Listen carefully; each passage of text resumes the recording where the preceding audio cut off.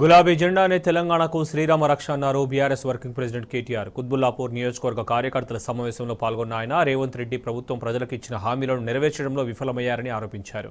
పట్టణ ప్రాంత ప్రజలు తెలివితో ఆలోచించి అభివృద్ధి కొనసాగించాలని తీర్పిచ్చారని గుర్తు చేశారు. రానున్న లోక్సభ ఎన్నికల్లో 10 నుంచి 12 ఎంపీ స్థానాలను గెలుచుకుని ఢిల్లీలో గల్లీలో ప్రజా సమస్య పరిష్కారానికి పాటుపడతామని కేటీఆర్ స్పష్టం చేశారు.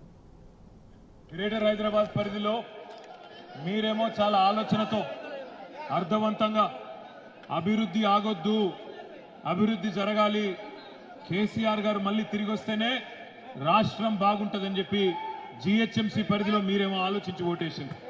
కానీ జిల్లాలలో కొన్ని చోట్ల కాంగ్రెస్ వాళ్ళు చెప్పిన మాయ మాటలు, మోసపూరితమైన మాటలు నమ్మి వాళ్ళు ఇచ్చిన 420 హామీలు నమ్మి అక్కడి ప్రజలు కొంతమంది కొద్దిగా వేరే లెక్క ఆలోచన చేయడం వల్ల స్వల్ప తేడాతో మన ప్రభుత్వం పోయింది.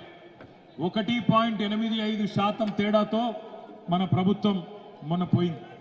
అయినా బాధ లేదు, బాధపడే అవసరం కానీ భయపడే అవసరం కానీ లేదు. ఎందుకంటే హైదరాబాద్ కార్పొరేషన్ పరిధిలో మొత్తం మేయర్లు, మున్సిపల్ చైర్మన్లు, కౌన్సిలర్లు మన వాళ్ళే ఉన్నారు. జిహెచ్ఎంసీ కార్పొరేటర్లు మన వాళ్ళే ఉన్నారు. ఎమ్మెల్యేలు మొత్తంగా ఒక్కటి మిస్ అయింది. కానీ ఆ రాజాసింగ్ ఒక్కడు తప్పిపోయి బతికిపోయింది. కానీ లేకపోతే అది కూడా కొడుతుంటే మీ మొత్తం 99% ఎమ్మెల్యేలు జిహెచ్ఎంసీలో మనమే ఉన్నాం. రేపు మీ దయతో, మీ ఆశీర్వాదంతో ఎంపీలు కూడా తప్పకుండా ఇటు మల్కాజ్గిరి, అటు చేవెళ్ళ, సికింద్రాబాద్ 3కి 3 కూడా తప్పకుండా మనమే కొడతామన్న విశ్వాసం నాకున్నది. నేను మిమ్మల్ని ప్రార్థించేది ఒకటే, కొద్దిగా నిరాశ ఉన్నప్పటికీ బాధపడవలసిన అవసరం లేదు. ప్రజలు ఇవాళ మనకు కొత్త పాత్ర ఇచ్చినారు. ఇచ్చి మీరు ప్రతిపక్షంగా ఉండండి, ప్రభుత్వాన్ని నిలదీయండి, ప్రజలకిచ్చిన హామీలు నిలబెట్టుకునే విధంగా పనిచేయండి అని చెప్పినారు.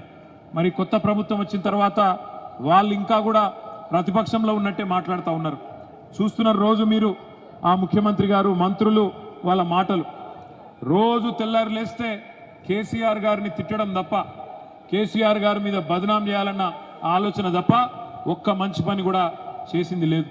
కానీ చెప్పిన మాటలేమో పెద్ద మాటలు చెప్పినారు. నేను మీ అందరికి చేసే విజ్ఞప్తి ఒకటే, 100 రోజులు మనం కూడా చూద్దాం. 100 రోజుల్లో కనుక అమలు చేయకపోతే వాళ్ళ బొందదవుడు స్టార్ట్ చేద్దాం. వాళ్ళ బొందదవి ఆ బొందలోనే కాంగ్రెస్ పార్టీని పాతేద్దాం. ఎందుకంటే వదిలిపెట్టొద్దు. కేసీఆర్ గారు గత 10 ఏళ్లలో మోడీ గారు ₹1 ఇవ్వకపోయినా, సహకరించకపోయినా, ఇంకా మీదికెళ్ళి కాళ్ళల్లో కట్టబెట్టే ప్రయత్నం చేసినా ప్రజలకిచ్చిన ప్రతి హామీని కేసీఆర్ గారు కేంద్రం సహకారం లేకుండానే అమలు చేసి చూపెట్టిండు. ఒక కళ్యాణ లక్ష్మి, ఒక షాదీ ముబారక్, ఒక ఆసరా పెన్షన్, రైతు బంధు, 24 గంటల కరెంటు, ఉచిత మంచినీళ్లు, ఇవన్నీ కూడా కేసీఆర్ గారు ఇచ్చుకుంటూనే, సంక్షేమం చేసుకుంటూనే మరొక వైపు అభివృద్ధిని కూడా హైదరాబాద్ కానీ, పల్లెలు కానీ, పట్టణాలు కానీ అభివృద్ధిని కూడా ఆగనీయలేదు. దయచేసి నేను మిమ్మల్ని కోరేది, మిమ్మల్ని ప్రార్థించేది ఇదే ఊపు ఉత్సాహం. మనం ఏదైతే కుత్బుల్లాపూర్లో రాష్ట్రంలోనే అత్యధిక మెజారిటీ ఇచ్చి మీరేదైతే శాసనసభ ఎన్నికల్లో గెలిపించినారో ఇదే ఊపు, ఇదే ఉత్సాహం, ఇదే ఉరవడి రేపు పార్లమెంట్ ఎన్నికల్లో ఏప్రిల్లో వస్తాయంటున్నారు. అందులో కూడా కనబడాలి. తప్పకుండా నాకైతే విశ్వాసం ఉంది.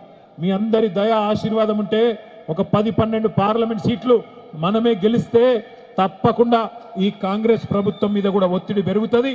ఒక్క వాగ్దానం కూడా పొల్లు పోకుండా అమలు చేయక తప్పని పరిస్థితి వస్తుంది.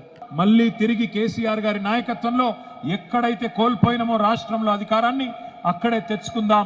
ఎన్నికలు ఏవొచ్చినా, రేపు మున్సిపాలిటీ ఎన్నికలు కూడా ఉంటాయి, పంచాయతీ ఎన్నికలు ఉంటాయి, జిల్లా పరిషత్ ఎన్నికలు ఉంటాయి, సొసైటీ ఎలక్షన్లు కూడా ఉంటాయి.